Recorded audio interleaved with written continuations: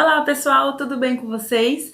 No vídeo de hoje nós vamos ter uma resenha que é extremamente especial para mim, porque é para falar de uma coleção que me remete à minha adolescência, assistindo a uma das minhas séries favoritas da vida, se não for a favorita, que é Diários de um Vampiro. Sim, hoje nós vamos ter a resenha falando dessa coleção.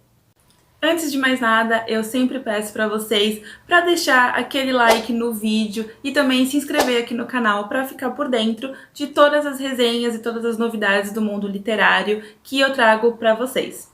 Belezinha? Então vamos lá pro vídeo de hoje. A primeira coisa que eu quero falar para vocês é: se vocês nem querem assistir esse vídeo porque eu já assisti a série Diários de um Vampiro inteira, então não preciso saber qual é a resenha dos livros da série porque eu já sei a história.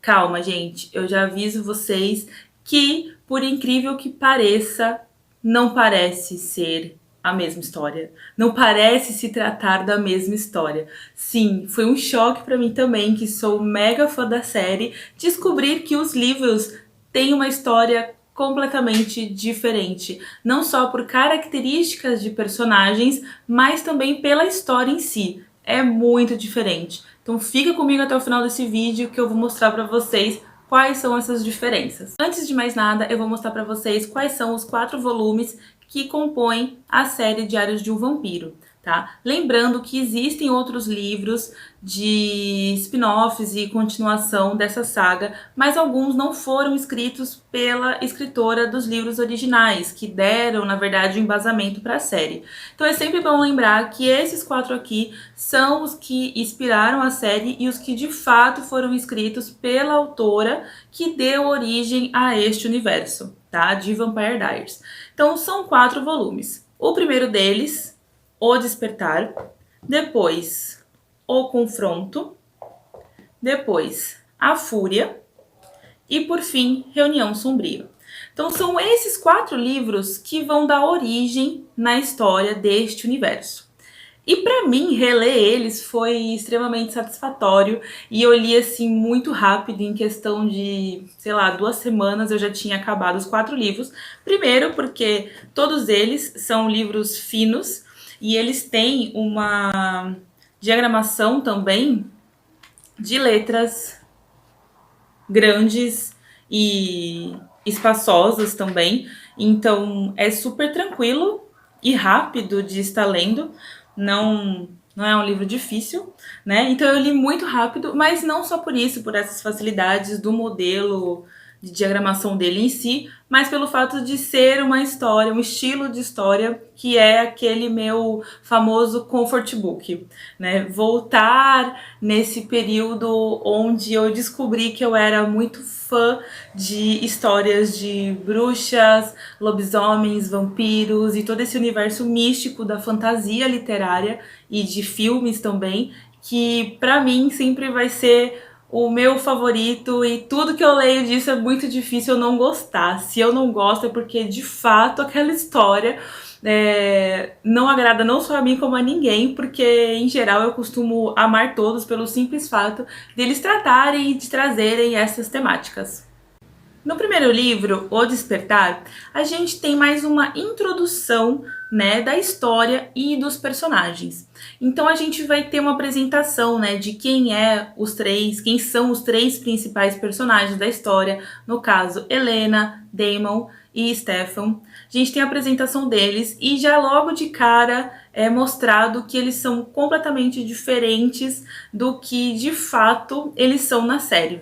Não só por características físicas em si dos personagens, mas também por características comportamentais mesmo. A gente vai notando essa diferença ao longo da leitura.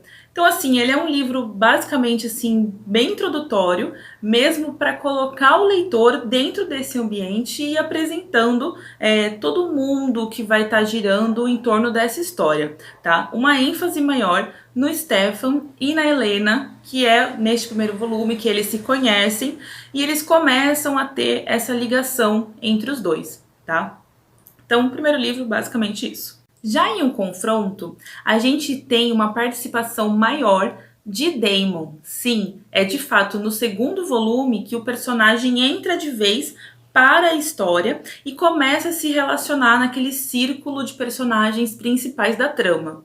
E, gente, um adendo que eu preciso fazer. Damon é meu personagem preferido na série e continua sendo meu personagem preferido nos livros, porque ele é muito bem construído e as falas dele são as melhores, o comportamento dele é sempre o melhor e não existe pra mim essa disputa entre Stefan e Damon, porque é Damon sempre. Aqui neste livro a gente vai ter um confronto bem estabelecido, né, do Stefan e da Helena contra o Damon. Os livros, de um modo geral, os 4 volumes da série O Diário de um Vampiro, eles são bem mais sombrios, eles têm uma característica muito mais sombria do que na série. Então, assim, demora na série até de fato nós termos um Damon malvado, né? E aqui não, logo de cara ele literalmente é aquele personagem malvadão que chega fazendo mal pra todo mundo e tocando terror na cidade. E aí acaba gerando essa luta entre Stefan e Helena de um lado, Damon do outro. O que acaba sendo uma repetição do que foi a disputa do Stefan e Damon com a Catherine, né? 500 anos atrás do que se passa nessa história, quando os dois irmãos disputaram também o amor dela. Tá? Só que diferentemente do que é mostrado na série, não existe nenhum momento do livro onde é falado que a Catherine e a Helena são parecidas, né? No caso, igual na série, nós temos as duas sendo as famosas duplicatas, né?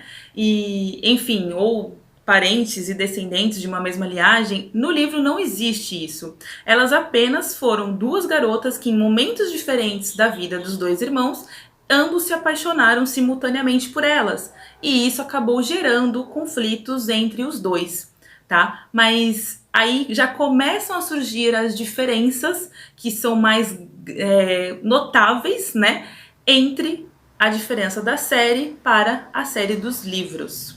O livro termina com uma enfatização muito grande na morte da Catherine por conta da briga dos dois irmãos e acaba gerando um plot twist no final que é sensacional e que levanta aquela coisa de que você acaba o segundo volume e você tem que desesperadamente já ir para o terceiro, porque de fato você fica muito curioso para saber qual vai ser a sequência do final que é contado neste volume.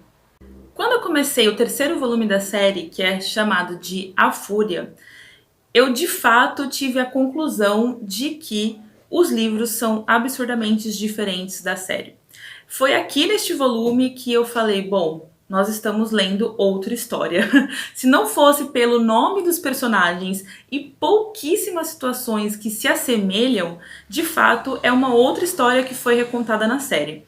E sim, a gente sabe que é super normal durante as adaptações de livros para séries ou filmes nós termos modificações não só de características dos personagens, né, características físicas, como também mudanças na trama para que ela fique mais televisível. Mas no caso de Diários de um Vampiro, e eu até andei dando uma pesquisada, e isso é real, as pessoas comentam muito, né, os fãs principalmente da saga, falam que foi construído de fato um novo universo, uma nova história. E eu fiquei assim muito surpreendida porque eu não sabia. Quando eu comprei os livros, que na verdade eles são bem difíceis de achar, eu consegui achar os 4 num sebo, que foi um mega achado. Eu não tinha noção, a menor noção de que eles eram tão diferentes assim. O que é bem legal de ressaltar é que a diferença da série, ela mostra que na verdade o Stefan, nos livros, ele não é tão legal quanto na série. Ao contrário do Damon, que, diferentemente do que ele é retratado na série como um cara mau e que demora até ser desenrolado, o personagem dele como um personagem legal e que as pessoas gostam, no livro, logo de cara, você acaba gostando dele. É algo natural, porque nos livros ele é muito diferente do que ele é na série. E a Helena, ela é muito melhor nos livros do que na série. Gente, é algo assim, é uma mudança grotesca e que me impactou muito, porque eu acho, por diversas vezes, a personagem da Helena na série muito chata. Aquela menininha cheia dos problemas e sempre dramática, aquele melodrama em cima dela. E nos livros não, nos livros é ela aquela menina que é explosiva, que vai, faz e acontece, e muito mais independente, tanto emocionalmente e de atitude. Então, eu gosto muito mais dela aqui, eu não sei por que que mudaram tanto, né? É porque é muito mais televisível a gente ter aquela mocinha sendo salva pelos homens, e não o que se passa aqui, que é completamente diferente. Então é muito legal. Ao mesmo tempo, a gente também tem a Caroline, né? Que na série é um personagem, um dos personagens principais, principalmente nas últimas temporadas. E no livro ela é praticamente inexistente, você nem nota a presença dela, né? A Bonnie também é muito diferente, não só fisicamente, né? O retrato dela fisicamente, que eu acho que foi uma mudança muito legal a série, porque nos livros a Bonnie ela é retratada como descendente de irlandeses. Então ela é toda diferente fisicamente, né? Ela é ruiva, ela tem olho verde, e a família dela, por ter essa descendência irlandesa, ela tem uma descendência celta. Então ela acaba trazendo essa bagagem, né, dessa bruxaria que veio lá de uma parte mais remota da Europa, que veio de imigração para os Estados Unidos e tudo mais. E na série eles mudaram, eles colocam a Bonnie como descendente, né, das bruxas de Salem. Então eles já remetem a uma história para Bonnie não vinda da Europa, mas sim vinda dali de fato da história americana. E essa mudança eu achei muito legal, não só para personagem, mas para o enredo da história em si, até mesmo por conta do spin-off que a gente tem no futuro, The Originals, que se passa muito, né, na cidade ali de Nova Orleans, que é onde teve o boom, né, das bruxas, e que até hoje a cidade é muito conhecida por isso, enfim. Então eles fizeram um link ali muito legal a partir dessa personagem dela. E por fim, chegamos no último volume, Reunião Sombria, e eu pude concluir que a saga de livros, ela é repleta de plot twist, gente. É muito, sério. E na verdade você acaba este livro pensando, por que não fizeram a série fiel a estes livros? Porque a história é de fato muito boa. E de um modo geral, né? E aqui neste último volume ficou bem enfatizado isso.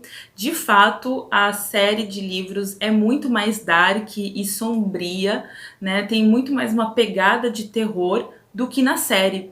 E é muito legal, porque esse estilo de livro fazia muito sucesso da década de 90 e 2000. Então, por isso que teve aquele boom, né, imenso dele quando ele foi lançado. Porque ele remete muito a livros, por exemplo, no estilo da Anne Rice, né, que na série em si não puxa muito pro lado, para esse tipo de história. Mas nos livros, sim, puxa demais. Então, fez muito sucesso quando foi lançado por isso, por ter essa temática um pouco mais profunda e mais dark mesmo, de tudo que era mostrado ali, dessa fantasia que foi criada, desse universo.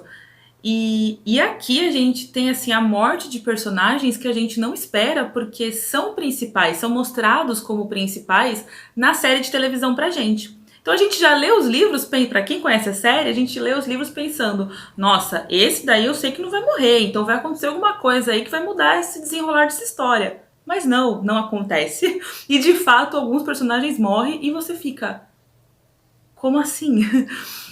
Mas é isso que acontece. E isso que é o bom do livro, porque ele desperta emoções na gente que na série não desperta, porque como são personagens muito queridos e por vezes as produtoras sabem que se matar o personagem X, Y, Z, eles podem prejudicar a audiência e o andamento da série, eles acabam evitando de ter esse transtorno.